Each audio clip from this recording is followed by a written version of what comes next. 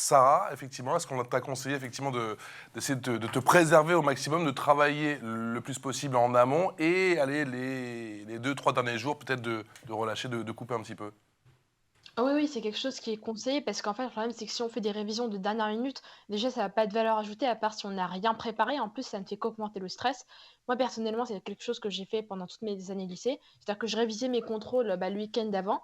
Mais par contre, la veille, je ne touchais pas à mes cahiers. Et c'est quelque chose qui marchait assez bien. Donc, il faut vraiment se déconnecter, sortir avec des amis, aller faire un footing, enfin, penser à autre chose qu'à l'épreuve, en fait, la veille.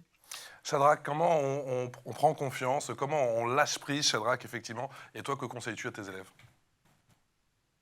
Je conseillerais en disant cela, la répétition mène à la maîtrise mène à la conviction. L'idée de base, c'est de répéter suffisamment dans des situations variées pour avoir cette impression de maîtrise qui va forcément mener à une forme de conviction.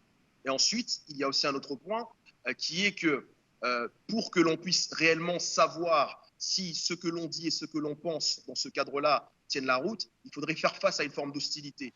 Et c'est bien de simuler avec des proches, que ce soit de la famille, que ce soit des amis, des débats sur tel ou tel point. Je ne suis pas d'accord avec ça. Comment tu pourrais argumenter sur ça?